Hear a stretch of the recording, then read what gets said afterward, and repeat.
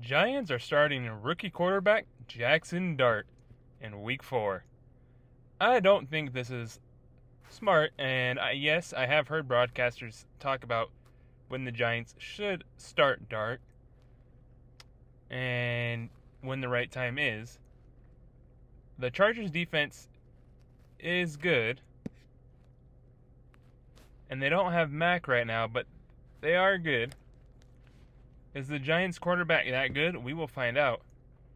Dart is a pocket passer, but what I have seen this season, the Giants using him in the red zone is him handing off the ball to fellow rookie and running back Cam Scadaboo. The future is bright in New York. They have a good front four on their defense.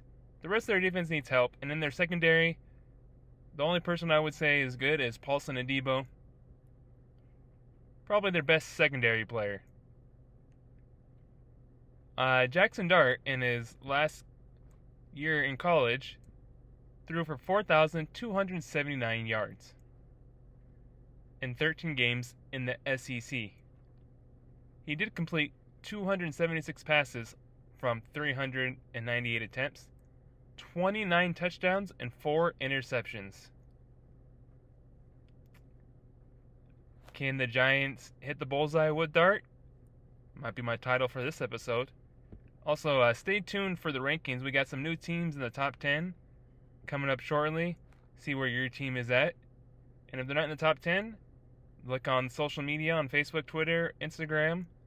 For sure the Facebook page, and you can find out where your team is at.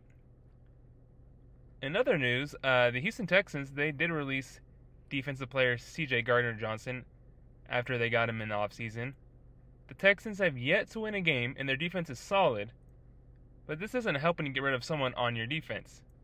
And they almost won their first game, but they lost again into the Jaguars, a division rival. At this point in the AFC South, it looks like the Colts won the division, or the Jaguars. The Texans don't have an offensive line, specifically a left tackle. The AFC South, as mentioned, may have a new division champ this year unless the Texans can turn it around. I say the Colts, but also to me, the only real team the Colts have played are the Denver Broncos. Indianapolis plays a real team this week in the LA Rams. This to me will be their first true real test. And yes, I know the Rams did just end up losing to the Eagles after having a lead, but the Rams are still that good with their young defense and offense and veteran players on offense and Adams and Stafford.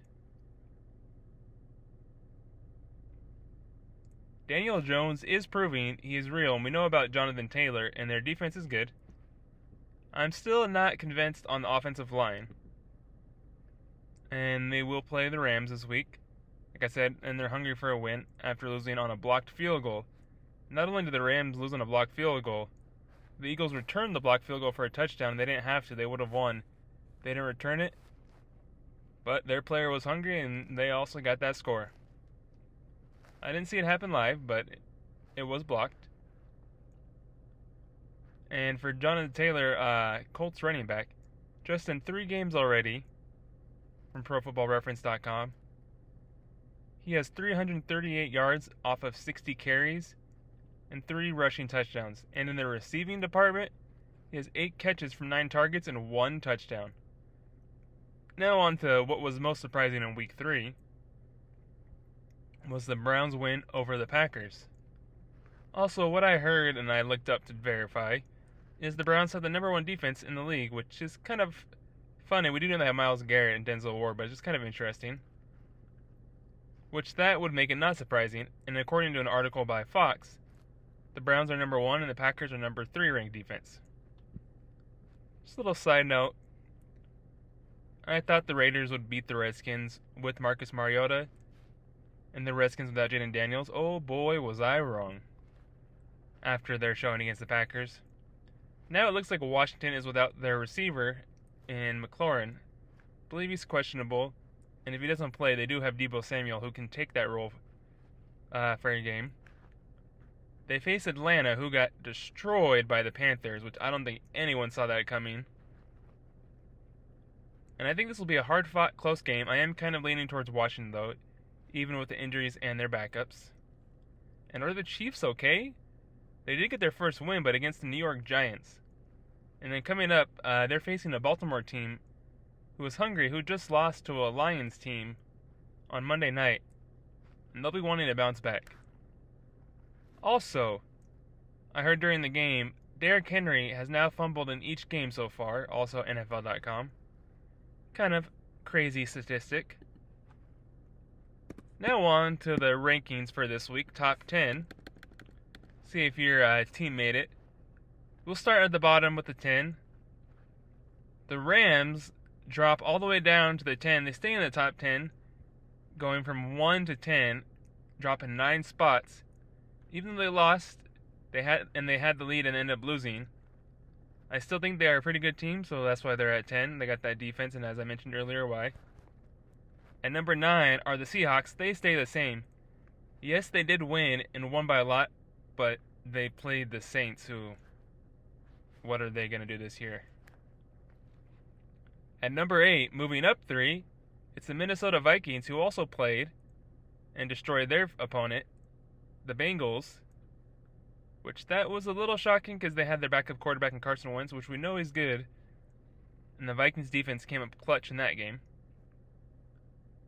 The Ravens are at 7, moving down 4 after their loss to the Lions.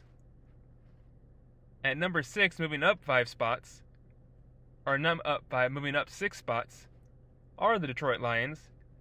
And yes, they lost both defensive and offensive coordinators, and they do, as I've said before, they do have their same players and head coach.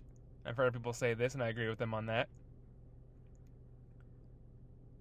Moving up 3, and number 5 are the Redskins.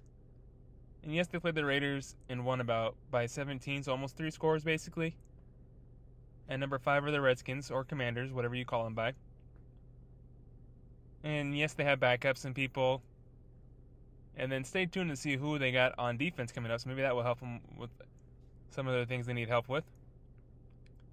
At number 4, moving up 3, are the Buccaneers, holding on to win against the Jets. At number 3, moving up 3, it is the Philadelphia Eagles. We already know what they did for their win. Moving up 2, at number 2, it's the Los Angeles Chargers. And stay tuned, they lost one of their running backs. And at number 1, moving up 1, it is the Buffalo Bills, the new number 1. Yes, they played the Dolphins, and the Dolphins were doing well, holding their own, and the Bills showed up. Now on to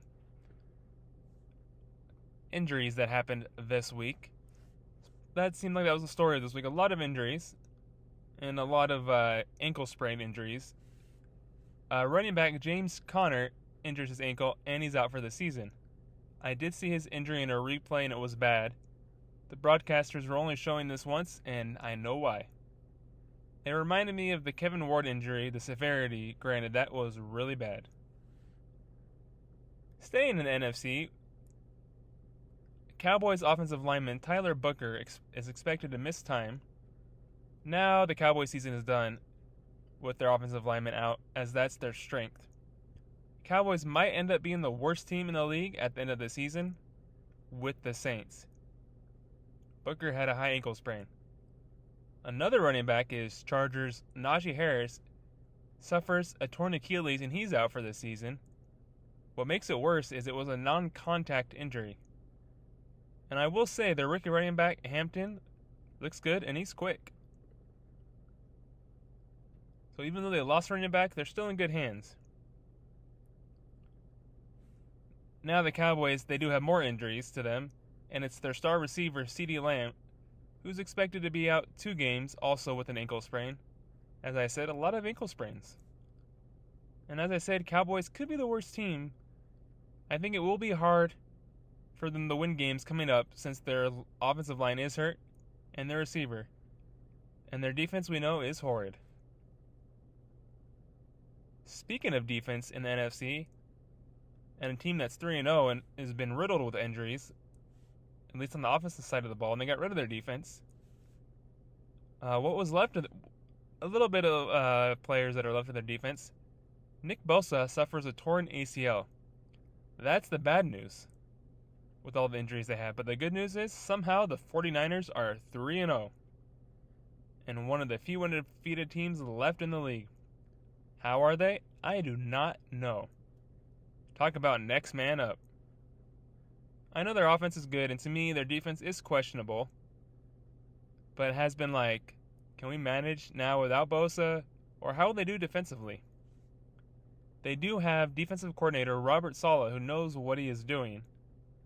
I'd say to me, he's one of the two best defensive coordinators in the league right now, are him and Steve Spagnuolo of the Chiefs. And for Bosa, this is not the first time he's torn his ACL, according to NFL.com. He did in 2020. Now, with the Steelers and Vikings overseas this week, this might be, to me, one of the games of the week. The Vikings won over the Bengals, and they faced the Steelers, who barely beat New England by a touchdown. And Vikings get receiver Jordan Addison back. The Vikings have some injuries to their offensive line, and the Steelers' defense is good, and they should be able to get to Wentz, but they also have injuries on their defensive side of the ball. The Vikings blew out the Bengals without Joe Burrow, and I said the Bengals' defense was good, but it was the Vikings' defense that showed up and took charge. I'm thinking as of right now when I wrote this, Rodgers will have one of his vintage games if his O-line can block the Vikings' defense. It's going to come down to what offense can figure out the strong defense. The Commanders, they signed defensive player Darnell Savage from the Jaguars. Will this hurt the Jaguars and help the Commanders? Also, wide receiver Mike Evans hurt himself against the Jets. I don't know. I haven't looked up. Don't know what's going to happen. And then there was veteran quarterbacks just setting records, breaking records. Matthew Stafford of the Rams, in a crazy loss, is 9th all-time with 382 career touchdown passes, passing Matt Ryan. Stafford threw 33 passes, completing 19 for 196 yards, 2 touchdowns, and 1 interception. Another quarterback now has 509 career touchdown passes, passing Brett Favre, and that is Aaron Rodgers. And Rodgers is now 4th all-time. In the win against New England, Rodgers was 16 of 23 for 139 yards, 2 touchdowns, and 1 interception. Moving on to the NBA, there were some injuries and surgeries there, which is kind of shocking. It's the off-season. Miami Heat Tyler Hero had surgery for his left foot and ankle and will be out 8 weeks according to an article from NBA.com. Last season, he averaged a .472 field goal percentage, 8.73 point attempts, the most in his career, making an average of 3.3 for a 3-point percentage of .375. And he averaged 23.9 points per game, 5.2 rebounds, and 5.5 assists per game. And let's not forget, was an all-star. Another injury, and to a point guard, and I think this one's pretty critical. It's Houston Rockets point guard Fred VanVleet. This injury to me hurts the Rockets because they signed Kevin Durant, and they would have had a veteran point guard in Fred, who's won a championship like Durant. Now they need a point guard. They have Amen Thompson, who's shown the last 2 seasons what he can do. Fred VanVleet last season had a .378 field goal percentage, .345 3-point percentage, 5.6 assists, and 14.1 points. He suffered a torn ACL. They also have center Alperen Sengun, who should be a good pairing with Durant. And as I mentioned, we know it Thompson. Could their shooting guard Ben Shepherd be point guard, or will they look to sign a veteran? On to college football this past weekend that happened. Some new rankings and some matchups to look forward. BYU and TCU move into the college rankings at 25 and 24. USC moves up to 21. Texas Tech, which this team's been surprising me all season long being ranked and keep being ranked. They moved to 12 and Indiana to 11 after blowing out Illinois. And at a new number 2, is the University of Miami. TCU faces unranked Arizona State, and I feel like this will be one of the games to watch, as I think Arizona State is good and TCU is ranked. So can they win and keep their undefeated season alive? If ASU beats them, this helps them. Another game to watch is Penn State versus Oregon, 3 versus 6. Should be a fun game as Oregon is always exciting, and Penn State has a veteran quarterback in Drew Aller. And another matchup, should be a good one, is number 5 Georgia faces number 17 Alabama. And this game is good, but I give the edge to Kirby Smart and the Dogs, even though they escaped against Tennessee. Thank you for listening to the Corbin Report. Don't forget to subscribe on the YouTube and Spotify channels if you haven't. Also follow the Facebook page, follow on Instagram, Twitter, and comment what else you'd like me to talk about. Until then, next time, guys.